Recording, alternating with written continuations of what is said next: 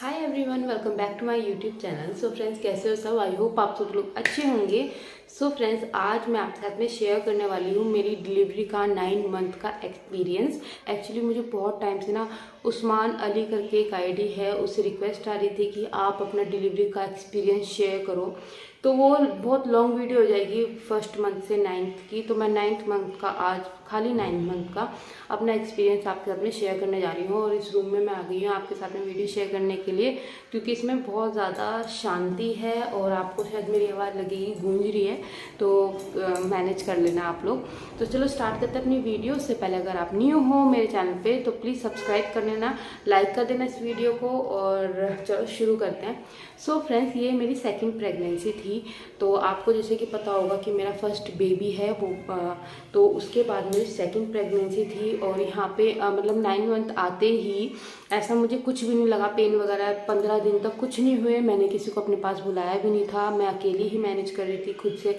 आप मेरे ब्लॉग्स देखते होगे तो आपको पता होगा, खाना पीना एंड तक 9 मंथ तक खुद से मैंने खाना बनाया है खड़े होके। इस बार तो मेरा वजन भी इतना बढ़ गया था ना, 72 केजी हो गया था, 72 किलो वजन हो गया था इस बार मेरा 9 मंथ तक आते आते। तो वजन भी बहुत था और एड़ी में भी बहुत दर्द रहता था। तो एंड तक मुझे किसी की ज़रूरत नहीं पड़ी, बस मेरी मम्मी को मैंने 9 मंथ कंप्लीट होने के एक हफ्ता पहले बुलाया था, क्योंकि मुझसे ना खड़े नहीं हो जाता था, पैरों में सूजन आने लगी थी। तो बस जब भी मैंने बुलाया था और जब भी मुझे थोड़े थोड़े कॉन्ट्रैक्शंस जिन्हें बोलते हैं, जो संकुचन होते हैं, फॉल्स पेन जिन्हें बोलते हैं डिलीवरी वाले, ऐसे पेन्स मुझे बहुत टाइम से महसूस हो रहे थे। लेकिन वो वाला पेन नहीं होते जो डिलीवरी के होते हैं। तो कभी रात में कभी दिन में बहुत कम कम टाइम के लिए मुझे फील होते थे वो वाले पेन, ज़्यादा टाइम के लिए नहीं होते थे। तो बस पेन ही हो रहे थे। और पिछली वाली प्रेगनेंसी में मुझे नेचुरल पेन आए ही नहीं थे, मेरे फर्स्ट बेबी में नेचुरल पेन मुझे हुए ही नहीं थे। इसलिए मैं बहुत ज़्यादा परेशान भी थी इस चीज़ से कि पता नहीं इस बार भी ऐसा होगा या नहीं। तो मुझे एग्जैक्टली 15 तारीख को, मतलब 14 तारीख की समझ लो आप, 14 अगस्त को सुबह के टाइम 8 बजे मुझे मेरा वाटर ब्रेक हो गया। थोड़ा सा पानी आया, ज़्यादा नहीं आया। तो मैं समझ गई थी, मैंने कहा मम्मी आज तो दिक्कत है, आज तो प्रॉब्लम हो गई है और आज होने वाला है शायद। क्योंकि डॉक्टर ने मेरी डिलीवरी डेट दी थी 19 अगस्त की और मेरा 9 मंथ कंप्लीट हो गया था 12 अगस्त में। तो 12 अगस्त तो निकल चुकी थी, तो 15 तारीख आ गई थी। तो 15 तारीख की सुबह को 8 बजे क्या बोलते हैं, 14 तारीख को, सॉरी 14 को सुबह 8 बजे मेरा वाटर ब्रेक हो गया और मैं बहुत घबरा गई और दर्द भी मेरे हल्के हल्के स्टार्ट हो गए। तो फिर मेरी मम्मी ने बोला कि अपना सिर वगैरह धो ले, अच्छे से नहा ले, क्योंकि एक हफ्ते तक नहाने को नहीं मिलेगा, सिर धोने को नहीं मिलेगा।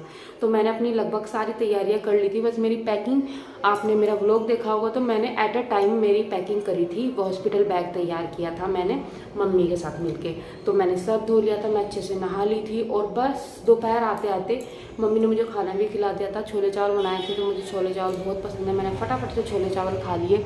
और ये देखो 3 मिनट की वीडियो हो गई। मुझे 10 मिनट में आपको सब कुछ बता देना है, लेंथी वीडियो नहीं करूँगी क्योंकि आप लोग बोर हो जाओगे फिर।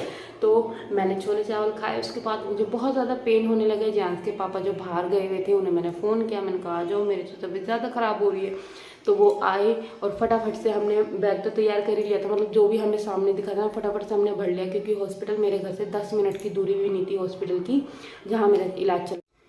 तो जेंट्स के पापा आ गए और उसके बाद में हम लोग गाड़ी से निकल गए। हमने बैग भी रख लिया अपना और मैं तैयार भी हो गई। तैयार मतलब उन्हीं कपड़ों में मैं निकल ली थी, मेरे पास इतना हिम्मत नहीं थी कि मैं कपड़े वगैरह चेंज करके जाऊँ, उन्हीं कपड़ों में निकल गई।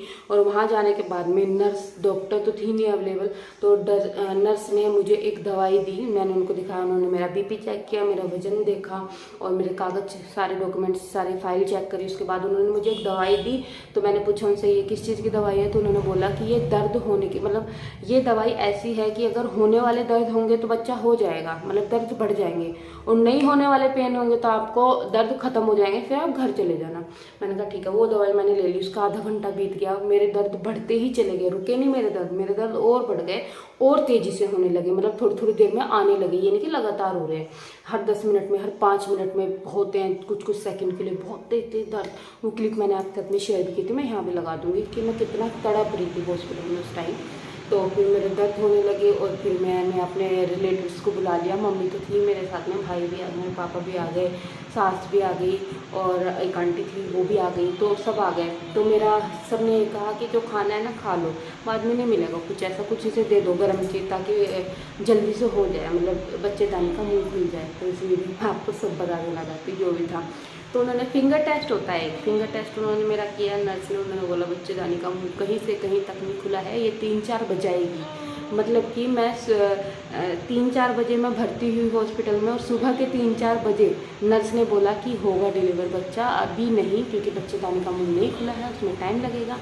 सब बोले ये सेकंड प्रेगनेंसी है, बच्चेदानी का मुँह क्यों नहीं खुला, अब तक तो खुल जाना चाहिए था। अरे भाई मुझे नहीं पता क्यों नहीं खुला, लेकिन मेरे दर्द बर्दाश्त के बाहर हो रहा था, मैं बहुत बुरी तरह से तड़प रही थी उस टाइम। उसके बाद मैंने दी से बोला, मैंने कहा मेरे लिए ना हलवा ले आओ बना के। तो वो लाई आटे का हलवा, देसी घी का ड्राई फ्रूट डाल के। आपने मेरी वीडियो में देखा भी होगा, मैं मज़े से खा रही हूँ और दर्द भी ले रही हूँ, खा भी रही हूँ। तो मैंने हलवा खाया अच्छे से। उसके बाद सिचुएशन आउट ऑफ कंट्रोल हो गई, मतलब इतने बढ़ते गए। एडमिट तो मैं हो ही गई थी। उन्होंने बोला चलते रहो, लगातार हॉस्पिटल में वॉक करते रहो, बैठो मत एक जगह, अगर बच्चा जल्दी पैदा करना है तो फिर मैंने वॉक भी किया जितनी मेरी हिम्मत थी। फिर मैं उन्होंने मुझे ऊपर वाले रूम में शिफ्ट कर दिया कि तेरा भी कुछ हिसाब किताब है नहीं। उन्होंने मेरा 2 बार फिंगर टेस्ट किया था और बच्चे की जो हार्ट बीट होती है ना, मशीन लगा के पेट पे वो करते हैं, वो भी चेक करी थी उन्होंने मेरी कई बार, ताकि वो देखते हैं कि बच्चे को प्रॉब्लम तो नहीं हो रही अंदर, जिस तरह से इतना चिल्ला रही है, इतने हाथ पैर फेंक रही है। तो वो बच्चा भी ठीक था। तो मुझे ऊपर शिफ्ट कर दिया 1 फ्लोर, तो मैं सीढ़ियाँ चढ़ के गई। तो फिर जब रात को 12 बजे नर्स मेरे पास आई तो उन्होंने मेरा फिर से फिंगर टेस्ट किया। उन्होंने कहा चल नीचे चल, और नीचे वाला रूम खाली है, रिकवरी रूम, उसमें ही लेट, और वहीं उसके पास ही ओटी है, वहीं तुझे शिफ्ट कर देंगे। तो फिर मेरे हस्बैंड कहने लगे नहीं मैम नीचे बहुत ज़्यादा गर्मी है, इसको गर्मी भी बर्दाश्त नहीं हो रही है, आपको पता होगा प्रेगनेंसी में तो डबल की तिबल गर्मी लगती है।